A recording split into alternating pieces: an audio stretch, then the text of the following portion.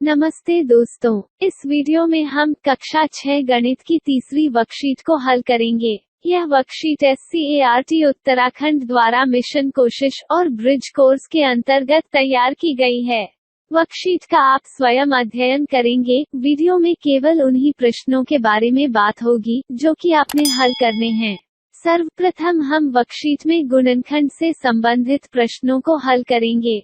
प्रश्न में 4 और 6 के गुणनखंड उदाहरण के रूप में दिए गए हैं। तीसरे भाग में हमें 8 के गुणनखंड करने हैं। दोस्तों, 8 में जिन जिन संख्याओं का भाग जाता है वे सभी संख्याएं 8 के गुणनखंड होंगे। तो 8 में 1, 2, 4 और 8 का भाग पूरी बार जाता है, इसलिए 1, 2, 4 और 8 दी गई संख्या 8 के गुणनखंड होंगे। चौथे भाग में हमें 10 के गुणनखंड करने हैं। 10 में 1, 2, 5 और 10 का भाग पूरी बार जाता है, इसलिए 1, 2, 5 और 10 दी गई संख्या 10 के गुणनखंड होंगे। अंतिम भाग में हमें 12 के गुणनखंड करने हैं। तो 12 में 1, 2, 3, 4, 6 और 12 का भाग पूरी बार जाता है, इसलिए 1, 2, 3, 4, 6 और 12 दी गई संख्या 12 के गुणनखंड होंगे। वर्कशीट के अनुसार दूसरा प्रश्न है, अब आप नीचे दी गई संख्याओं के गुंजों को पहचानो और उनमें रंग भरो।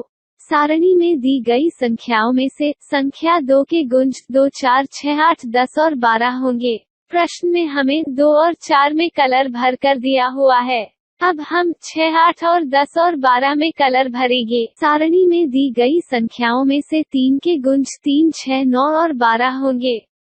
3 में पहले से ही रंग भरा हुआ है, इसलिए हम 6, 9 और 12 में रंग भरेंगे।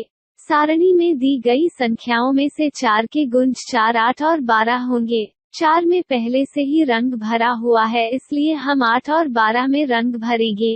सारणी में दी गई संख्याओं में से 5 के गुना 5 और 10 होंगे। 5 में पहले से ही रंग भरा हुआ है, इसलिए हम 10 में रंग भरेंगे। वर्कशीट के अनुसार हमें जो प्रश्न करना है वह है, नीचे दी गई संख्याओं में भाज्य और अभाज्य संख्याएं छांटिए।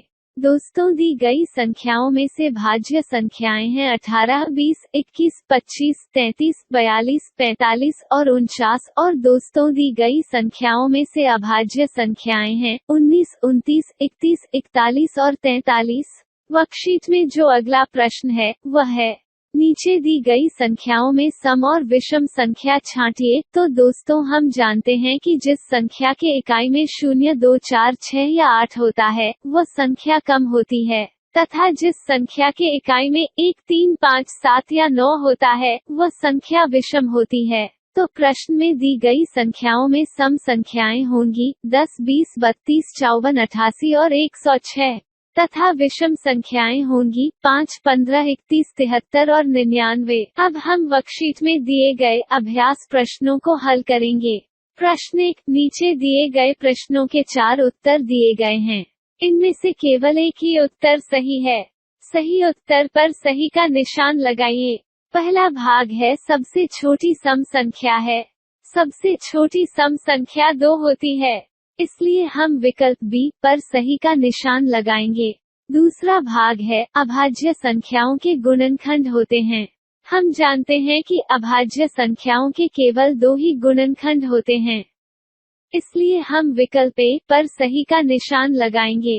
प्रश्न का तीसरा भाग है, वह कौन सी संख्या है जो न तो अभाज्य है और न भाज्य संख्या है। एक ऐसी संख्या है जो न तो अभाज्य है और न ही भाज्य है, इसलिए हम विकल्प ए पर सही का निशान लगाएंगे। प्रश्न के चौथे भाग में हमें 21, 22, 3 और 4 में से 20 का सही गुणनखंड छांटना है। तो इन संख्याओं में से 20 का सही गुणनखंड 4 है, अतः हम विकल्प बी पर सही का निशान लगाएंगे। प्रश्न का पांचवा भाग है, वह विषम संख्या जो अभाज्य संख्या भी है।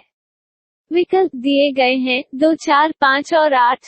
तो इन संख्याओं में से 5 ऐसी संख्या है जो विषम भी है और अभाज्य भी है, इसलिए हम विकल्प सी पर सही का निशान लगाएंगे। प्रश्न 2, निम्न में रिक्त स्थानों को भरिए। पहला है, सबसे छोटी अभाज्य संख्या ... है। तो आप जानते हैं कि सबसे छोटी अभाज्य संख्या 2 होती है। इसलिए रिक्त स्थान में हम 2 लिखेंगे। दूसरा है, सबसे छोटी भाज्य संख्या ... है। तो दोस्तों सबसे छोटी भाज्य संख्या 4 होती है, इसलिए हम रिक्त स्थान में 4 लिखेंगे। तीसरा है, वो संख्या जिसके 2 से अधिक गुणनखंड हों, एक ... संख्या कहलाती है। तो दोस्तों भाज्य संख्या के 2 से अधिक गुणनखंड होते हैं, इसलिए हम रिक्त स्थान में भाज्य लिखेंगे। चौथा है, 0 से 10 के बीच विषम संख्याओं का योग ... है। दोस्तों 0 से 10 के बीच की विषम संख्या है 1, 3, 5, 7, 8, 9 होती हैं। यदि हम इनको जोड़ें तो इनका योगफल 25 प्राप्त होगा। तो रिक्त स्थान में हम 25 लिखेंगे। पांचवा है, 2 लगातार सम संख्याओं का अंतर ... होता है।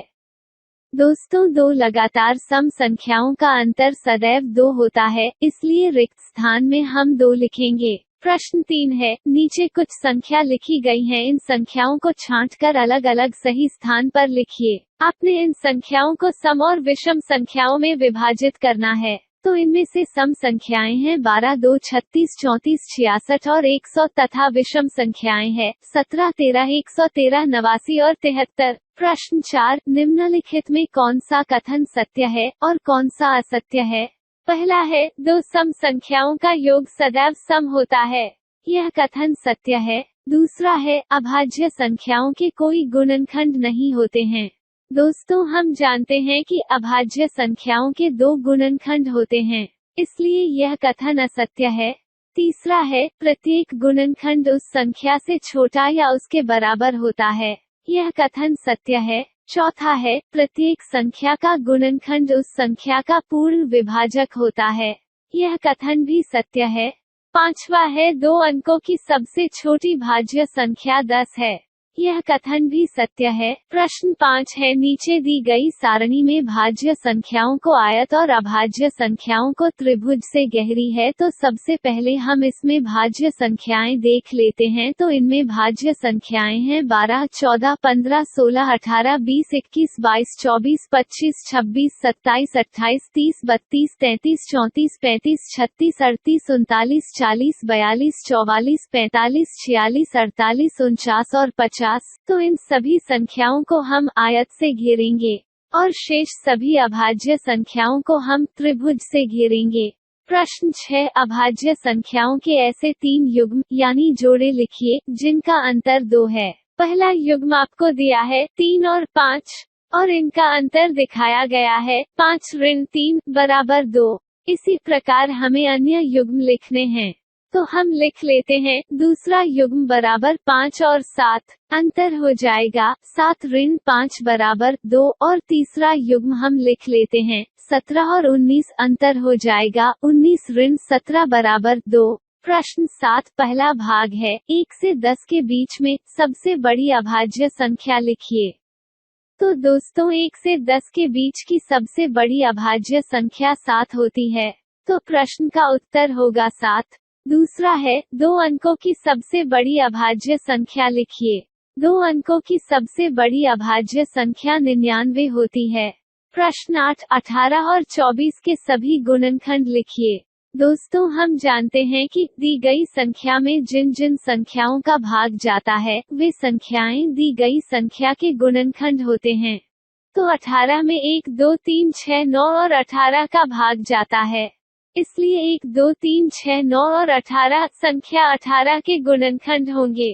24 में 1 2 3 4 6 8 12 और 24 का भाग जाता है, इसलिए ये सभी संख्याएं 24 के गुणनखंड होंगे।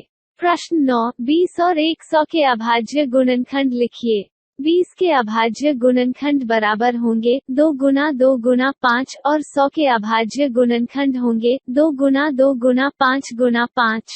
प्रश्न 10 निम्नलिखित को 2 विषम अभाज्य संख्याओं के योग के रूप में व्यक्त कीजिए। 44, 36 और 24। 44 को 2 विषम अभाज्य संख्याओं के योग के रूप में प्रश्न में लिखा गया है। आपने 36 और 24 को 2 विषम अभाज्य संख्याओं के रूप में लिखना है। तो 36 को हम लिख सकते हैं 5 धन 31, या 7 धन 29, या 13 धन 23 और 24 को हम दो अभाज्य संख्या के योग के रूप में लिख सकते हैं, 5 धन 19, या 7 धन 17, या 11 धन 13। इसके बाद वर्कशीट में जो प्रश्न संख्या 12 है उसे आप 11 पढ़िएगा, और जो प्रश्न 11 है उसे 12 पढ़िएगा, क्योंकि वर्कशीट में पशुओं का क्रमांक गलत अंकित हुआ है। प्रश्न 11, 24 के लिए गुणनखंड वृक्ष बनाइए। 24 के लिए 2 टहनियां बनी है। एक टहनी में 4 लिखा गया है, दूसरी टहनी को खाली छोड़ा गया है, तो 4 को 6 से गुणा करने पर 24 होता है। इसलिए इस दूसरी टहनी के गोले में हम 6 लिखेंगे। अब हमें 4 के 2 गुणनखंड लिखने हैं। 4 बराबर 2 गुना 2 होता है, तो दोनों गोलों में हम 2 और 2 लिखेंगे। इसी प्रकार दूसरे टहनी में हमें 6 के 2 गुणनखंड लिखने हैं। 6 बराबर 2 गुना 3 होता है, तो एक गोले में हम 2 लिखेंगे और दूसरे गोले में 3 लिखेंगे। प्रश्न 12, नीचे 45 के लिए गुणनखंड वृक्ष दिया गया है। ए और बी का मान ज्ञात कीजिए। 45 के गुणनखंड वृक्ष के 2 टहनियां दी गई है। एक टहनी में अ लिखा गया है, दूसरी टहनी में 5 लिखा गया है, तो आप देखेंगे कि कितना गुना 5 बराबर 45 होता है। 9 गुना 5 बराबर 45 होता है, तो अ के स्थान पर हम 9 लिखेंगे। ए इक्वल्स हमें 9 प्राप्त होगा। फिर हमें 9 के 2 गुणनखंड करने हैं।